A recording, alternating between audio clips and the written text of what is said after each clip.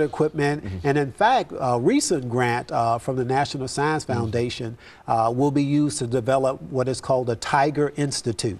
And this will be a state-of-the-art set of laboratories that focus in cybersecurity, materials research, virtual and augmented reality, and sensor networking. So these will be 4 state-of-the-art labs supported by the Air Force Research Lab, Boeing, and several other major companies like Raytheon and others, you know, such that our students are trained and be exposed to the state-of-the-art technology. And the last A, the attrition, is of course focused on how do we minimize students dropping out, that pipeline that I talked about earlier, by providing a quality education, and encouraging our faculty to do better advising, and as students matriculate through the process, we're doing the right things to retain them, such that they graduate from the time they get there until the time they graduate. So the 3 A's, access, affordability, and attrition, that's our strategic approach for our college.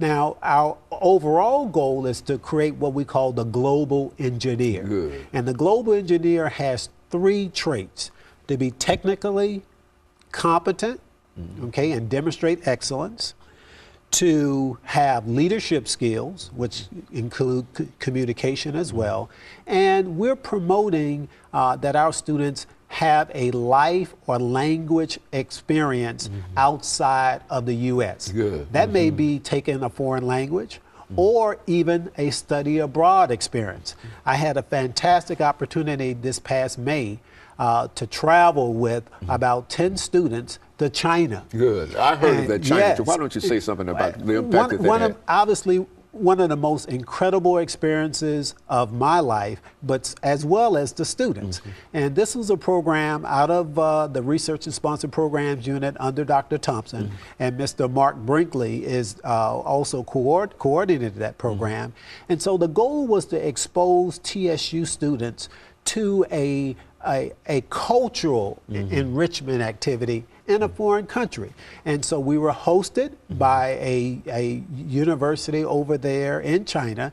And so we visited, we spent a little more than 2 weeks over there in Shanghai, Beijing, as well as Hong Kong. That must have been an experience, just the sight of all of it. Unbelievable, Dr. Haney. I mean, you know, I just can't begin to express how eye-opening it was. You know, a lot of students, you know, spend most of their time in the same city or in the same state, and they very rarely get an opportunity to go outside the country. But our idea of the global engineer is not only you have the knowledge, skills, and abilities of your engineering discipline, but you have an appreciation, awareness that you can also compete with any other engineers across this globe. And so when I say global engineer, that's a person who can go anywhere in this world and be able to be technically competent, have outstanding leadership skills, and appreciate other cultures. That is the person that is marketable in today's and tomorrow's economy, and I believe that is the type of person that the U.S. needs to compete in order to graduate people for that STEM workforce. And you still see the attrition, and I talk about this all the time because I think that if we could get a handle on those students who are leaving before receiving a degree, I think that would really increase the number of students who are actually graduating, if, you know. I agree. Nationally, Dr. Haney, the graduation rate in college is only about 55%. In the state of Tennessee, it's the graduation rate, 6-year graduation rate, is only about maybe 52 or 53%. we've got to do better. That's almost half yeah, of the students so that come in. we're losing half the students, exactly.